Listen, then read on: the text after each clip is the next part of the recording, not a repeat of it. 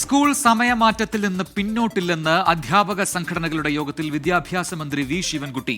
ഒരു തവണ കൂടി വിഷയം ചർച്ച ചെയ്യാമെന്നും മന്ത്രി ഉറപ്പു നൽകി. അക്കാഡമിക് കലണ്ടറിന് അംഗീകാരം നൽകുന്നതോടൊപ്പം ഈ വർഷത്തെ കലോത്സവം തൃശൂർ ജില്ലയിൽ നടത്താനും തീരുമാനമായി. അധ്യാപക സംഘടനകളുമായുള്ള യോഗത്തിൽ 6ാമത്തെ അജണ്ടയായിട്ടാണ് സ്കൂൾ സമയം ഉൾപ്പെടെയുള്ള വിഷയങ്ങൾ ചർച്ചയ്ക്കെടുത്തത്. ലീഗ് അനുകൂല അധ്യാപക സംഘടന സ്കൂൾ സമയമാറ്റത്തെ രൂക്ഷമായി വിമർശിച്ചെങ്കിലും തീരുമാനത്തിൽ നിന്ന് പിന്നോട്ടില്ലെന്ന് മന്ത്രി വി ശിവൻകുട്ടി വ്യക്തമാക്കി. കോടതി നിർദ്ദേശപ്രകാരം എടുത്ത തീരുമാനമാണ്.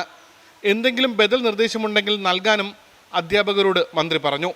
അക്കാദമിക് കലണ്ടറിനും യോഗം അംഗീകാരം നൽകി.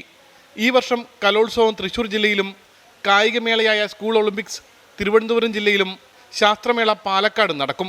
പുതുക്കിയ സ്കൂൾ ഭക്ഷണ മെനു തദ്ദേശ സ്ഥാപനങ്ങളുടെ സഹായത്തോടെ നടപ്പാക്കണം. കായിക അധ്യാപകരുടെ പരാതികൾ പരിഹരിക്കുമെന്നും അധ്യാപക സംഘടനകളുടെ യോഗത്തിൽ മന്ത്രി ഉറപ്പ് നൽകി. ലഹരി വ്യാപനത്തിനെതിരെ ഒന്നിച്ചുള്ള പോരാട്ടം വേണമെന്നും യോഗത്തിൽ നിർദ്ദേശിച്ചു. 24 തിരുവനന്തപുരം.